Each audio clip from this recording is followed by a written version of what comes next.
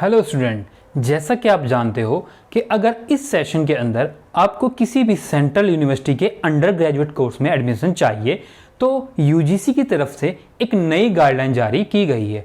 इस गाइडलाइन के अकॉर्डिंग आपको अंडर ग्रेजुएट कोर्स में एडमिशन के लिए एक CUET टेस्ट देना होगा, जो कि है कॉमन यूनिवर्सिटी एंट्रेंस टेस्ट। तो यूजीसी ने इस टेस्ट को 3 सेक्शंस में डिवाइड किया है, section 1, section 2 and section 3। Section 1 में आप कोई भी 2 स्पेसिफिक लैंग्वेज को चूज करेंगे, जैसे हिंदी, और सेक्शन 2 में आपके 27 डोमेन सब्जेक्ट होंगे। मीन्स कि आप किस सब्जेक्ट के अंदर अपनी ग्रेजुएशन को करना चाहते हैं। और सेक्शन 3 में आपके पास आएगा aptitude, reasoning, mathematics and English का एप्टीट्यूड टेस्ट।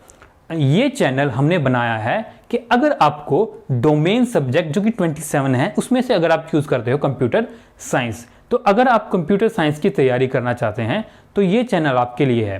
तो हमने यहाँ पर कंप्यूटर साइंस के लिए कुछ टॉपिक्स सिलेक्ट किए गए हैं, क्योंकि नोटिस के अकॉर्डिंग जो आपका टेस्ट का पैटर्न होगा वो NCERT +2 लेवल 2 पर होगा।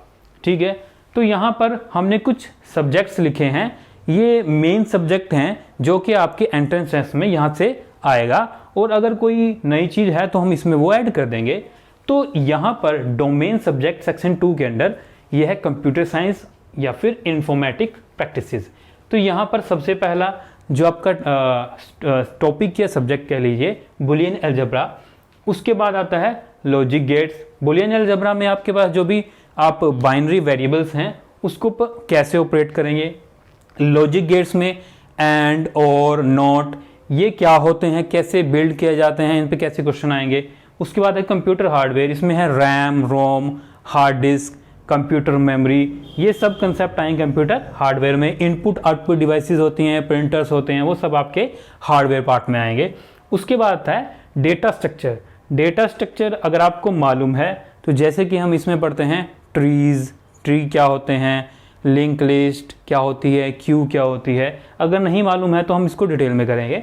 उसके बाद आता है एल्गोरिथम्स। एल्गोरिथम मीन्स जैसे आप जानते हैं कि आपके पास प्रोग्रामिंग लैंग्वेज है, जो भी आप प्रोग्रामिंग लैंग्वेज लिखते हो तो उसके अंदर जो लॉजिक्स होते हैं वो बेस होते हैं एल्गोरिथम्स के ऊपर। ठीक है, इसको हम पढ़ेंगे। उसके बाद आता है कंप्यूटर सिस्टम एंड ऑर्गेनाइजेशन। इसमें आपके पास आएगा कि आपके पास लॉजिक गेट्स कैसे ऑपरेट करते हैं, कुछ पोर्शन इसमें आएगा ऑपरेटिंग सिस्टम का भी। उसके बाद है प्रोग्रामिंग कंसेप्ट। प्रोग्रामिंग कंसेप्ट में हम पढ़ेंगे वेरिएबल क्या होते हैं, एरे क्या होते हैं, स्ट्रक्चर क्या होता है, पॉइंटर क्या होता है, और इसमें आपके पास पाइथन भी है। उसके बाद कुछ आते हैं ऑब्जेक्ट ओरिएंटेड प्रोग्रामिंग सिस्टम के कंसेप्ट, जो कि एक classes, object, inheritance, constructor, polymorphism. उसके बाद आता है नेटवर्किंग। नेटवर्किंग में आपके पास आता है ट्रांसमिशन मीडिया क्या होता है, और जो नेटवर्किंग के लिए प्रोटोकॉल यूज़ होते हैं, IP एड्रेस, TCP, SMTP, वो सारा आपका नेटवर्किंग में आएगा। उसके बाद आता है डेटाबेस मैनेजमेंट सिस्टम, कि आपको डेटा स्टोर करना है, कैसे डेटा स्टोर होता है, कैसे ऑर्गेनाइज होता है, कैसे उसमें SQL query, structure query language apply होती है। उसके बाद आता है HTML। HTML आपका क्या होता है, वेब डिज़ाइनिंग के लिए HTML को हम यूज़ करते हैं। तो यहाँ पर हमने कुछ टॉपिक आइडेंटिफाई किए हैं जो कि आपके NCERT +2 लेवल पर हैं, और ये आपके basically 9th to 12th level के सब्जेक्ट्स हैं। यहाँ से अगर इनको आप अच्छे से कर लेते हो तो जैसा बताया गया है आपके पास डोमेन सब्जेक्ट में टोटल 50 क्वेश्चन आएंगे, और 50 में से आपको 40 क्वेश्चन अटैम्प्ट करने होंगे। उसके लिए आपको दिए जाएंगे 45 मिनट।